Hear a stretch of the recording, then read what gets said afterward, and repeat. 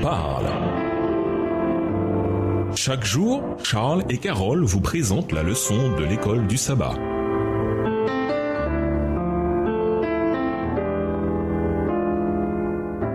Bienvenue à votre émission Dieu nous parle. Nous voilà au jeudi 11 février. Je suis avec vous tous les jours. Matthieu termine son récit évangélique avec des paroles qui figurent parmi les plus rassurantes jamais prononcées par Jésus. Je suis avec vous tous les jours jusqu'à la fin du monde. Matthieu 28, verset 20. Qu'est-ce que cela devrait signifier pour nous, concrètement, dans nos vies, dans nos luttes, nos échecs et nos déceptions, et même quand nous avons le sentiment que Dieu nous a laissé tomber? Chose intéressante, Matthieu commence son évangile par des paroles similaires. Après avoir fait la liste de tous les ancêtres de Jésus, ainsi que le récit d'un ange rendant visite d'abord à Marie, puis à Joseph, Matthieu explique que le bébé qui va naître sera Emmanuel, Dieu avec nous. Matthieu 1, le verset 23. Dieu a fait cette promesse. Je serai avec vous un certain nombre de fois dans la Bible.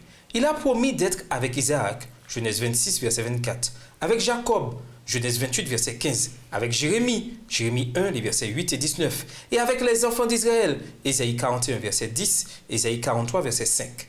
Ces références surviennent en grande partie pendant des temps d'épreuve et d'oppression, au moment où les paroles de Dieu étaient les plus pertinentes. Un verset parallèle emploie des mots similaires. Je ne te délaisserai pas et je ne t'abandonnerai pas. Hébreux 13, verset 5 dans la version second 21.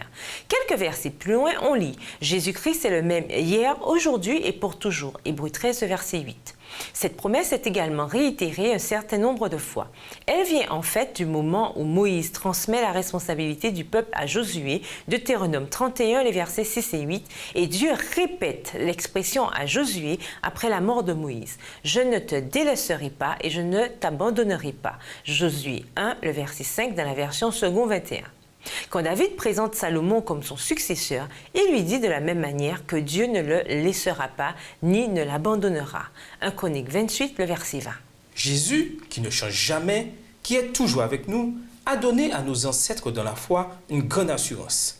Ils étaient face à des épreuves et des difficultés, ou bien ils étaient sous le point de relever le plus grand défi de leur vie. Et cependant, ils étaient assurés de la présence constante de Dieu.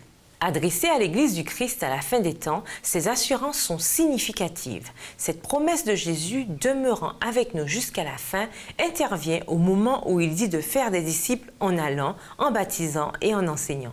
C'est là que se trouve le point de mire, la joie de sauver des gens qui se retrouvent du côté des perdants dans le grand conflit. Et nous vous laissons avec cette question de réflexion.